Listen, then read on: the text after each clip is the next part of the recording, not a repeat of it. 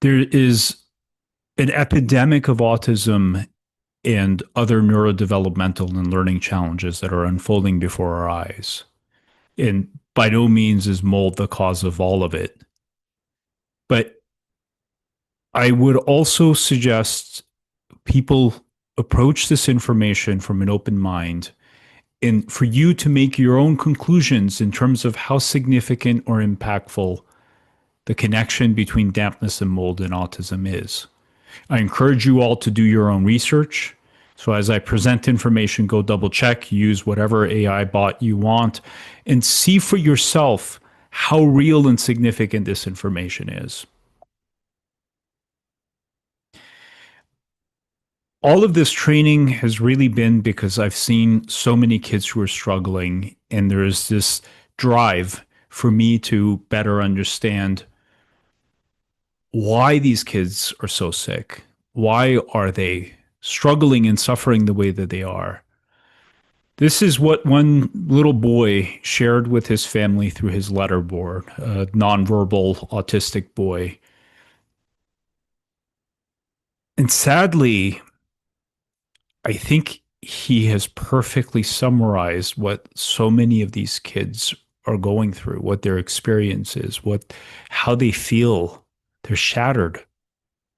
They're shattered, and yet we don't understand what is causing the shattering. They're struggling, they're suffering, they're overwhelmed, they're anxious, they can't focus, they can't learn, they can't connect. And perhaps we're missing one of the most significant reasons why.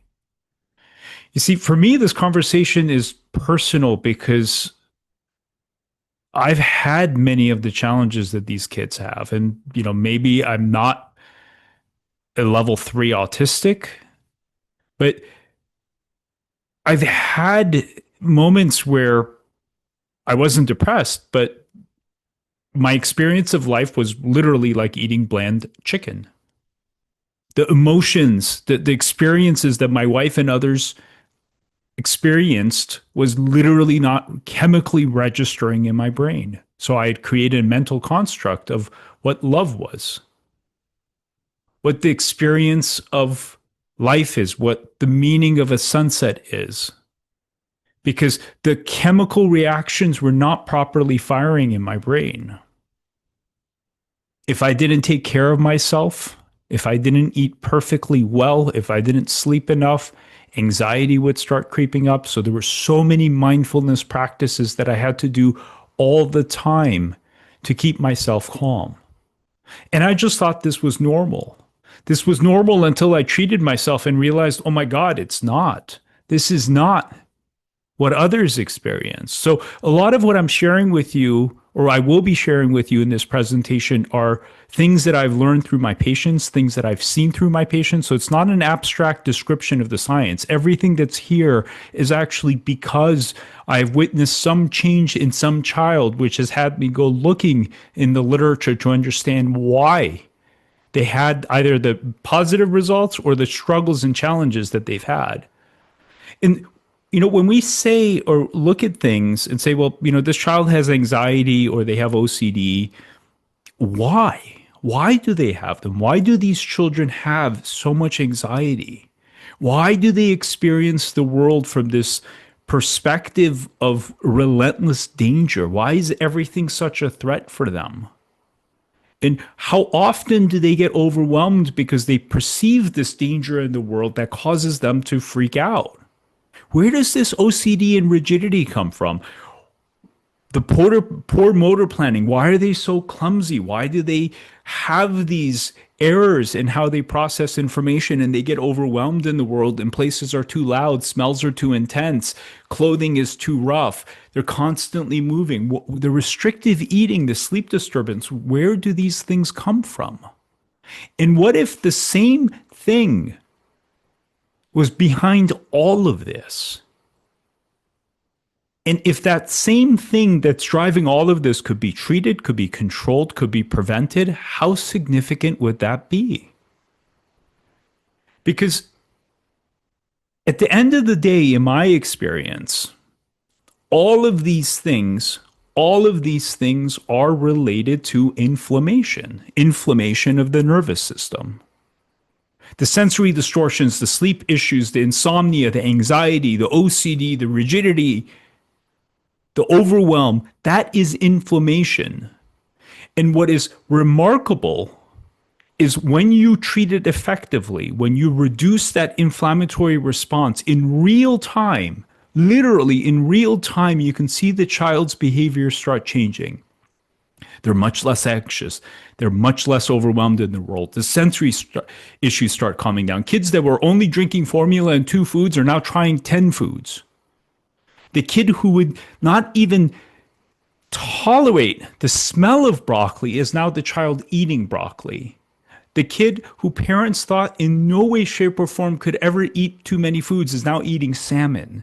Why? Because your sensory experience, the inflammation has changed. The kids who couldn't sleep through the night, waking up multiple times, staying up 2 or 3 times, 2 or 3 hours at a time, the ones that needed clonidine to fall asleep are now falling asleep. They're staying asleep. They're waking up happy. They're feeling better.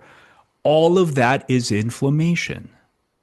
And part of what this presentation will be about is how inflammation causes it, and ultimately how dampness and mold is a significant contributor to this. Although the exact pathophysiology of ASD is not well defined, which is absolutely true, there's growing evidence to support the role of neuroinflammation and immune dysregulation in ASD. And this inflammation also distorts the neurochemistry, which we will discuss. It causes abnormalities in neural circuits, which are common in autism and well known to be a significant contributor to why ultimately this presentation of autism appears. Inflammation causes errors in synaptic plasticity, which has also been well defined in autism. So a lot of the things that we see as part of this presentation, what if all of that was ultimately ties to this inflammation, and this inflammation was driven in some way, shape, or form by dampness and mold? What if? Several studies now provide evidence that children with autism suffer from ongoing neuroinflammation, another study, in different regions involving the microglia. This is a beautiful review study that I would highly recommend you all look at. But it turns out also on postpartum studies, on functional PET scans, the same neuroinflammatory response is found in these children.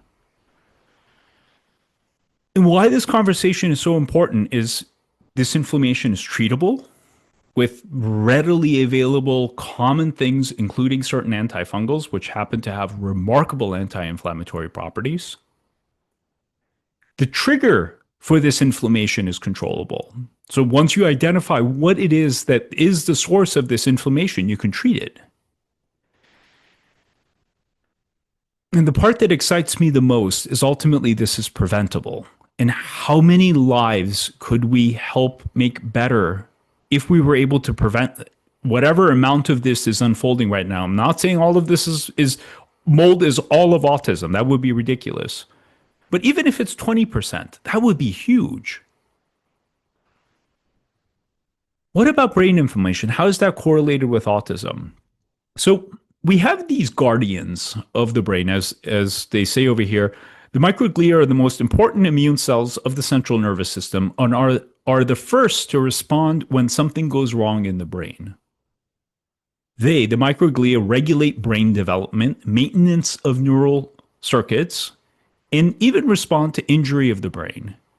Post-traumatic brain, when you look at what happens to post-traumatic brain injuries, is that you get microglial activation. The microglia go and start cleaning up what's there. It's bad when that goes completely south, right? And there's some people who recover from TBIs, and there's some kids or people who don't. That is the microglia. They clean up microbes, dead cells, redundant synapses, et cetera, et cetera, et cetera. So they're literally the guardians of the brain.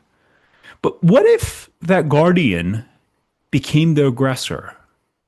There was literally just break, and then all of a sudden the microglia, the protector, becomes the aggressor. It turns out that there are 2 types of microglia. And when they shift from one type to the other, they literally shift from protector to aggressor. What would that mean to the brain if that happened?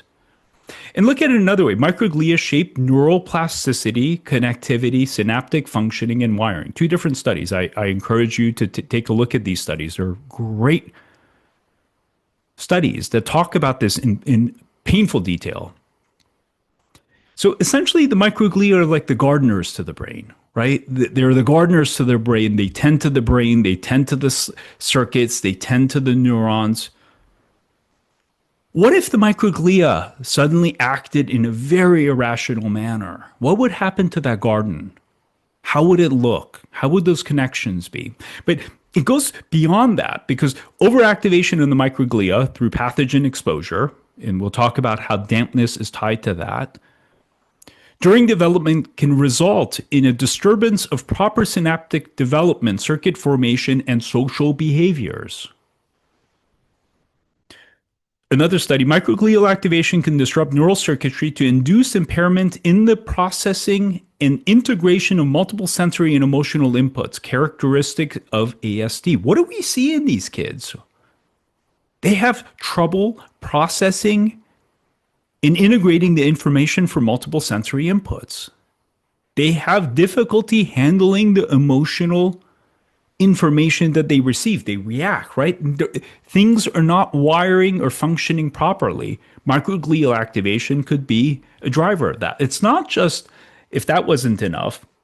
So imagine you have wired your imagine the brains behind one of these AI companies, right? Millions of wires going back and forth, right? Imagine if all of a sudden the wire, the plastic sheath around the wires, all of that started getting damaged. And now the neurons are starting, the wires are starting to, right, short circuit. Hyperphagocytosis, hyper pruning of the myelin, which is the coating of the neurons by microglia, may cause severe demyelination. What do we see in kids with autism? They have issues with their myelin health. They have demyelination happening, which we also see in neurodegenerative disease. When the microglia are activated, they cause postsynaptic calcium elevations, which cause the neurons to basically spaz out, right? Because they use these calcium gradients to actually manage their excitability. They cause death of the live neurons. More importantly, look at that. Participate in glutamate signaling and ultimately result in glutamate efflux. So it disrupts glutamate. What do we see in kids with autism? Where is that overwhelm coming from? Everyone focuses on giving more GABA and reducing glutamate foods, which I 100% agree on. But why do these kids have the glutamate imbalance in the first place? And why don't other kids have it? You go down there, microglia take the major role in altered levels of quinolinic acid, which is implicated in autism. Quinolinic acid is a neurotoxin that can impact the receptors, the genetic, create energetic dysfunction, trigger oxidative stress, and literally becomes a toxin and irritant for the nervous system. And for those who have treated or addressed elevations of quinolinic acid, you could see dramatic improvements in these kids. Because the microglia co-activate with mast cells, great study right here to take a look at. When the microglia get activated, essentially it's guaranteed the mast cells are activated and there are also elevation or activation of the astrocytes, another type of glial cells. Astrocytes are responsible for maintaining glutamate homeostasis and preventing glutamate excitotoxicity by controlling how much glutamate is released. They regulate GABA and they also manage the circuits. So you can see it's not one thing. It's one thing that affects another thing, which affects another thing, which affects another thing. And collectively, all that these things trigger and cause and do ultimately may be part of that irritability, overwhelm element of autism. I'm sure all of you know about oxytocin, right? Oxytocin is the happy love connection hormone. It turns out in my brain, it wasn't working so well. So I love being around our friends. I love being around family. And Just the joy of being around people is an innate human need. And what do we see even with the level three autistics? They still look at you. They still want to make connection. They still want that, but they can't have it. Well, it turns out when the microglia are activated, they distort oxytocin. So that happy, joyous ping that goes on when people meet and talk to one another literally doesn't register in the brain.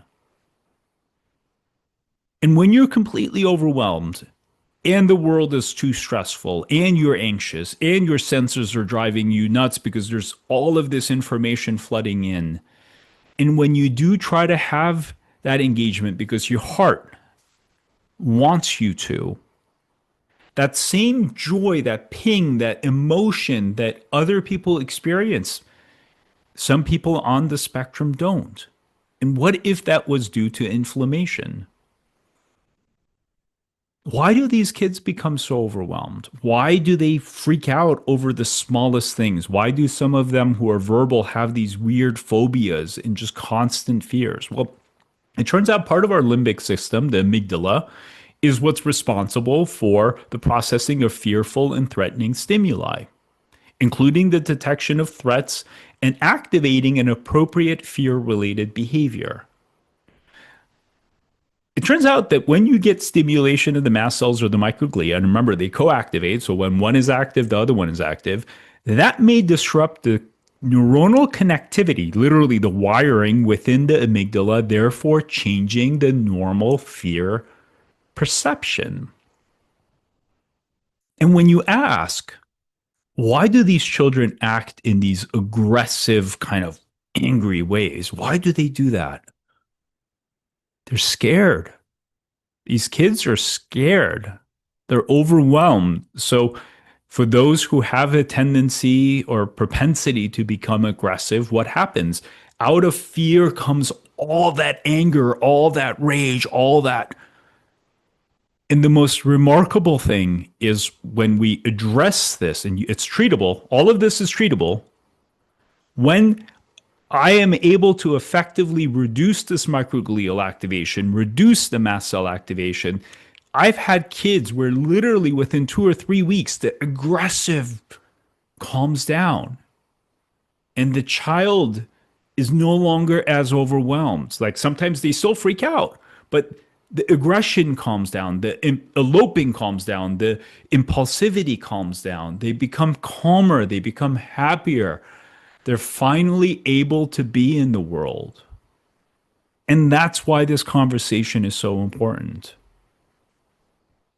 It's not just the microglia. So when there's a disruption in the gastrointestinal tract, that causes an increase in histamine. When the microglia and mast cells within the brain are activated, up to 50% of the total amount of histamine that could be released into the brain could potentially get altered. Now, by no means am I an expert in how histamine mediates the chemistry of the brain. I may know more than some providers, but it is extremely complicated and there are multiple receptors. And frankly speaking, at least from the studies that I've read, no one really understands exactly what does what, especially when you've got this kind of neuroimmune activation. So what I'm sharing with you will be a relatively simplistic version of what's there, but will share the points. Because what's so fascinating is you read these studies, there's a plethora of evidence implicating the histaminergic system to play an essential role in the regulation of neuropsychiatric disorders. If that's the case, why are we not talking about this more? Why aren't all providers, all researchers, docs that treat autism talking about this? Because no one is thinking about it. Histamine in the brain mediates diverse higher functions and plays an important role in regulating various functions of the brain, such as sleep and wakefulness, learning and memory, feeding and energy. Where does the restrictive eating come from? Where do these sleep disorders come from? Where are all these other challenges coming from? From inflammation that's driving histamine.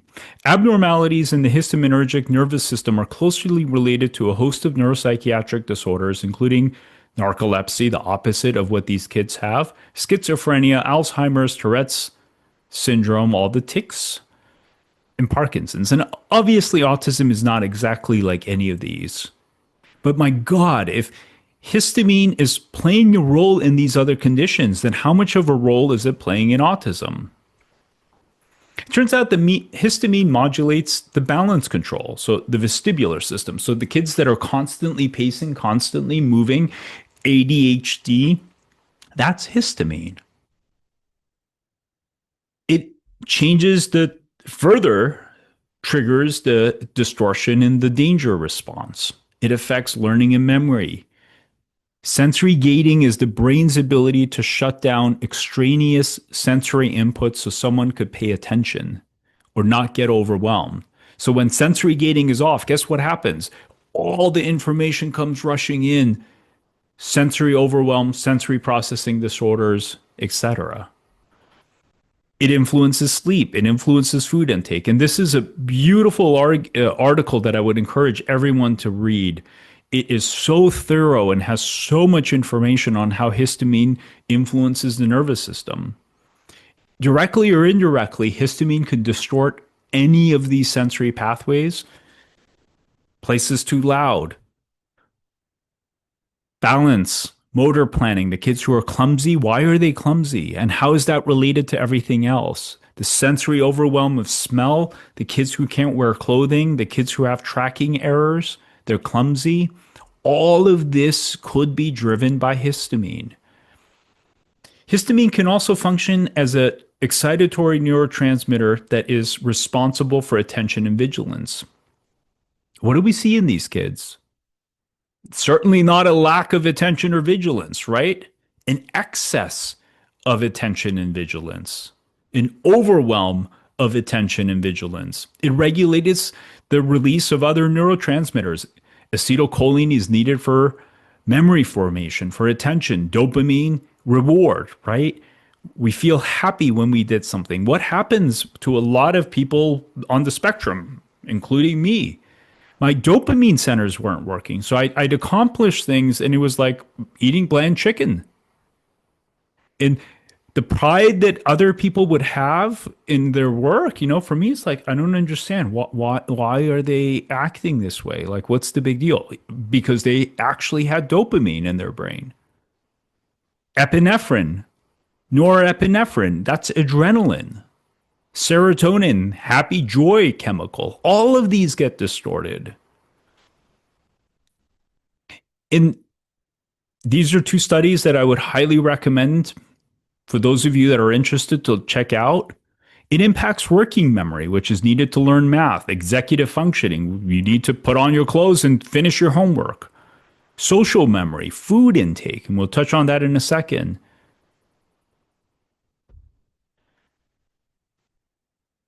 Histamine system is strongly suggested to play an essential role in modulating sleep and wake behaviors. And you can see there's two different articles over there.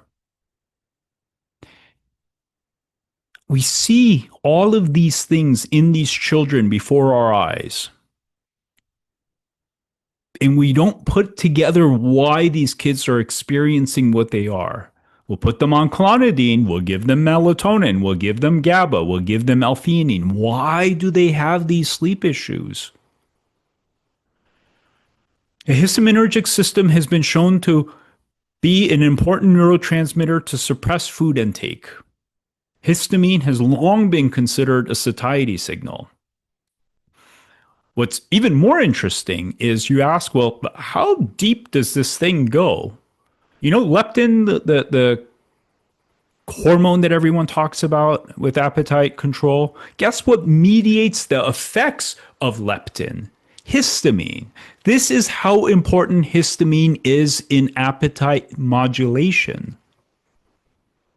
And when you add to that the toxins that come from dampness and mold, so remember, we're going to talk about it in a little bit. You've got all of this inflammation, histamine imbalances, and so forth. Mycotoxins alter the chemistry in all brain regions, which can affect the secretion of these appetite modulating hormones. Through an increase in gene expression of anorexia inducing pro inflammatory cytokines, trichothecenes, one of the mycotoxins, exacerbates a condition like anorexia. Mycotoxins induce the release of satiety hormones, which are critical mediators of anorexia. What do we see in these kids? When they will barely eat, you have to pour formula down their throats because they're not eating. You're afraid of them starving. Why are they so picky and so restrictive with their eating? This is happening in real time in these kids. And if you stand back and look and ask, you see this entire pattern of all of this suffering and all of this struggle start making sense. If upregulation of the histamine 3 type receptor can destabilize the corticostriatal circuitry, it can lead to tics. And there are studies that suggest that that may play a role in Tourette syndrome, which is the worst of the worst tic disorders. Why do these kids also have tics? And why do they do what they do? How is it all related? And this is some other studies, 3 other studies around that. We believe an in-depth investigation involving the histaminergic system and its potential therapeutic targets in disorders like autism should be performed. Guess what we haven't done? Exactly that. Guess what's not talked about in most of our conferences? Exactly this. Guess what most providers have no idea to look for? This. So what triggers all of this inflammation?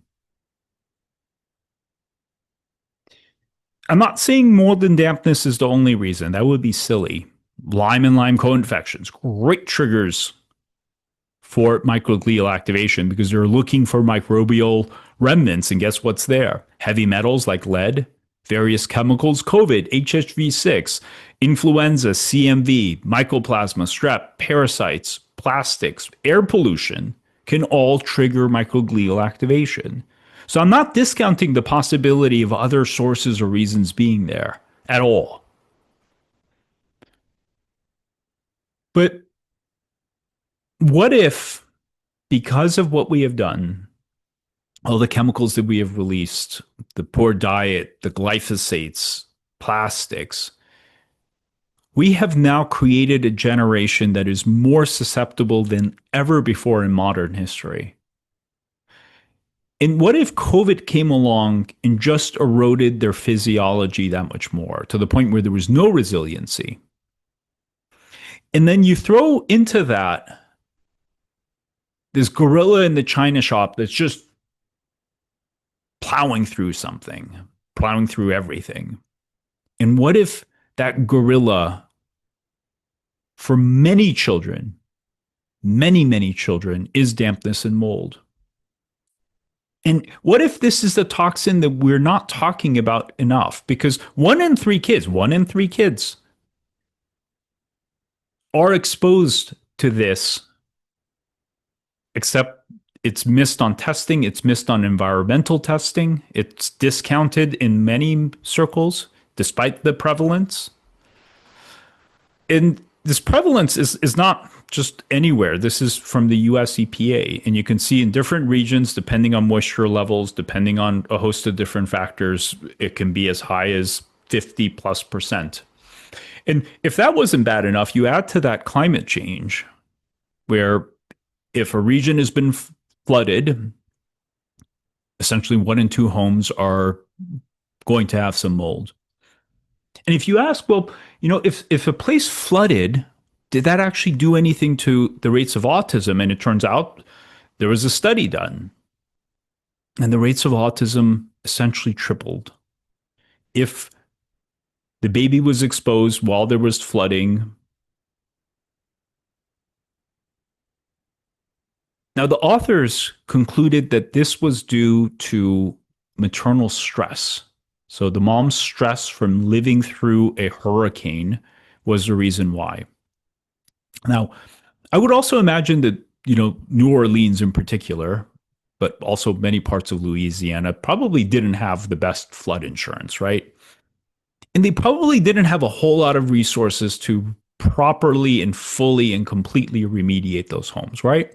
I think this is a sad but obvious uh, conclusion to draw, which then meant that 1 in 2 homes in all of these flood prone areas had mold. And what if that mold, on top of the psychological, because maternal psychological stress has been tied to increased risk of autism, so I'm not discounting that link, but what if this catapult of a rise was actually due to mold? And I believe that it was. You see, there's something not so smart that we have done in the US and now in other parts of the world, which is basically we have paper inside every single home. And embedded in that paper, aka the drywall, are mold spores. Because paper comes from trees and trees have mold, and all of this drywall has mold spores embedded in it. So when you add water to that drywall, guess what happens? Mold starts growing.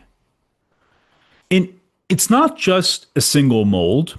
It's not a single mold toxin. Multiple molds, multiple mycotoxins. The most troubling thing of all is these gram-negative bacteria. Because these microbial particulates and volatile compounds that they produce is what creates all of that intense inflammation. So the kids that start becoming congested, they start mouth breathing, their tonsils get enlarged, they get recurrent ear infections, they're getting sick all the time, lots of mucus pouring out of them. That is these microbial particulates. There's something else that gets released, which is these lipopolysaccharides, these bacterial endotoxins. And it turns out that these endotoxins in particular, mycotoxins as well, are extremely capable of causing a very powerful activation of the microglia, which then causes also the mast cells to become activated, which also causes a release in histamine. And I've had many families say, you know what? Susie was doing fine, but yeah, we did move into that home. And a few months later is when Susie started having all of her issues and started regressing and started becoming anxious and started having sensory issues and started socially withdrawing. And yeah, that's when Johnny started also having his sleep problems. And yeah, he wasn't as picky as before. But that's presuming that the child was older when they moved into the home. What if the child was born into this home? What if some of these toxins, the mycotoxins in particular, that can pass through the blood-brain barrier, were there in utero? And it turns out that a single prenatal exposure to the lipopolysaccharides, so in utero or early postnatal life, can result in long-term activation of the brain microglia lasting into adulthood, with behavioral deficits reminiscent of autism. This was in a mouse model. How many kids, how many babies, how many little kids are living in mold? 1 in 3, keep in mind. And they're being made sick by the environment that they're in, that the air that they're breathing. And we're not talking about it. We're not even thinking about it. And we're letting this unfold before our very eyes. This was a mouse study. They took these poor mice, put them in a chamber, flooded it with a whole bunch of mold spores, live mold spores. A moderate exposure to live Aspergillus versicolor, which does happen. And for those of you who have done home tests and they've taken air samples, go and look. Aspergillus versicolor right there. Common indoor mold air pollutant causes a unique neuroimmune and neurotransmission issue or a signature. But it also they go on to say, triggers neuroinflammatory gene expression within a few weeks. It changes gene expression within a few weeks, causes a robust and consistent elevation of pro-inflammatory and glial gene expression. And then triggers a host of things related to the basal ganglia. Where do ticks come from? The basal ganglia, motor issues, where do they come from? Repeated exposure to ochratoxin and mold toxin, and then you can see right down below, both were shown to cause significant neuroinflammation. So it's not one thing. And keep in mind, you add some air pollution and some metals and whatever else on top of it, you can see there's a soup of toxins that are creating these challenges that these kids have. But this is probably the elephant or the gorilla in the china shop. Mold toxins can cause a disruption of the blood-brain barrier. And then you add to that histamine, the not so great foods, the plastics, the chemicals. So not only are these toxins floating through the bloodstream, but now because the blood-brain barrier is open, they're able to go into the bloodstream or into the brain, because lipopolysaccharides typically don't, to then cause the toxicity. And what if of the 20,000 breaths that we take, each breath in that little baby was delivering a dose of toxins, a dose of pro-inflammatory compounds into their little bodies? It's passed through the breast milk, mycotoxins, mold toxins pass through the placenta. And we're allowing millions of little kids and babies to live in these environments, these toxic environments, which causes them to become sick, and we're not even talking about it. A review of 11 published papers over an 11-year period of time. In almost all the articles, possible links between mycotoxins, mold toxins, and autism were revealed. These are several studies, primarily through Dr. Andrew Campbell's publication, showing documented abnormalities in cognition due to exposure to dampness and mold. What do we see in these kids? All of these things. Mental confusion, altered mental status. What do we see in these poor kids? These brilliant, beautiful kids. What do we see? They're like, parents are like, yeah, my kid is just sometimes not there. It's because of this toxicity. And I've seen all of this reverse. I've seen kids who couldn't function, who couldn't interact, who couldn't do anything. 6 months later, they're brilliant. They're learning in a way that we thought was impossible. They're interacting in ways that we thought were impossible. These children are shrouded by all of this toxicity. And that toxicity is preventing us from seeing the beautiful, brilliant child that is sitting there behind it saying, hey, my brain is on fire. Please help me. This was a study of Polish children that were exposed to mold. And what they found was a 10-point IQ drop. And it's not just the IQ. It's like, imagine the worst brain fog you've ever had in your life. And then add to that the experience of a hangover, that icky, toxic, you can't think feeling. And what if that is the experience of countless children because of the toxicity that we're not paying attention to? Tremors, jerks, abnormal EEG findings, all things that are documented in autism. But the scariest challenge, the scariest issue is actually not what these toxins do directly to the brain, because that is bad. But there are essentially two subsets of children. There are children who are exposed to mold and they become sick and they have sensory issues and they become reactive and they get upset and they have congestion. But then when they're moved out of the mold, they bounce back and they're happy and they're calm and they're not reacting and they're feeling good and everything is good.